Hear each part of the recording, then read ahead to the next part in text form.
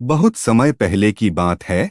एक छोटे से राज्य का राजा, जिसका नाम राजा विक्रम था, अपने राज्य में न्यायप्रिय और दयालु राजा के रूप में प्रसिद्ध था।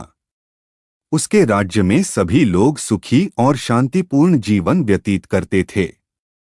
राजा का एक ही पुत्र था, जिसका नाम राजकुमार अर्जुन था। राजकुमार बचपन से ही साहसी और बुद्धिमान था, लेकिन उसमें थोड़ी घमंड की भी आदत थी। राजकुमार अर्जुन को बचपन से ही युद्ध कला और शस्त्र विद्या की शिक्षा दी गई थी। वह न केवल एक वीर योद्धा था बल्कि अत्यंत बुद्धिमान भी था। एक दिन राजा विक्रम ने सोचा कि अब उनका बेटा राज्य संभालने के योग्य हो गया है, इसलिए उन्होंने उसे राज्य के कुछ हिस्सों की जिम्मेदारी सौंपी। राजकुमार ने इसे गर्व के साथ स्वीकार किया, लेकिन उसने सोचा कि अब वह राजा बनने के योग्य हो गया है और उसे किसी की सलाह की आवश्यकता नहीं है। राजकुमार ने राज्य के मामलों को अपने तरीके से चलाना शुरू किया। प्रारंभ में सब कुछ ठीक रहा, लेकिन धीरे धीरे उसकी कठोर नीतियों और घमंड के कारण राज्य के लोग परेशान होने लगे।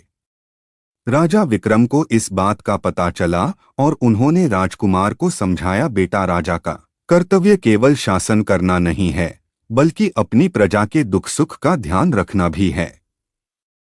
एक सच्चा राजा वही होता है जो न्याय और करुणा के साथ राज्य करे।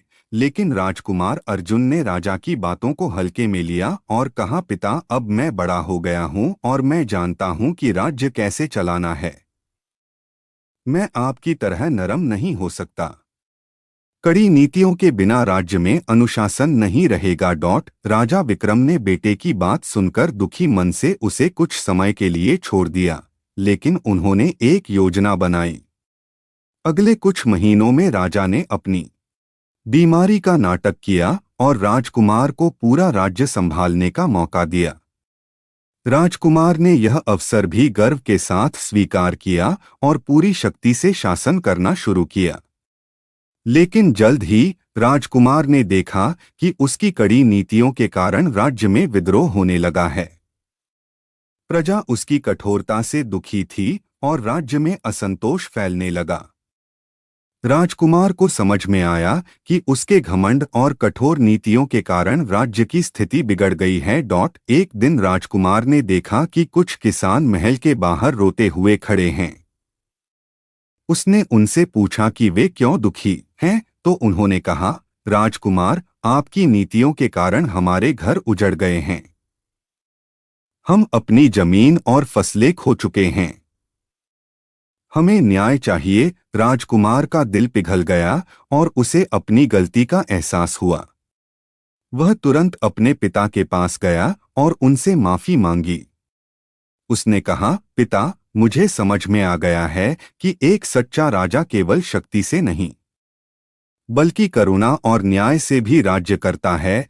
राजा विक्रम ने उसे माफ कर दिया और कहा, बेटा, गलती करना बुरा नहीं है, लेकिन उससे सीखना और उसे सुधारना ही महत्वपूर्ण है। इसके बाद राजकुमार अर्जुन ने अपने पिता की सलाह मानते हुए राज्य को पहले की तरह न्याय और करुणा के साथ चलाना शुरू किया। राज्य फिर से समृद्ध हो गया और राजकुमार अर्जुन एक आदर्श राजा बन गया।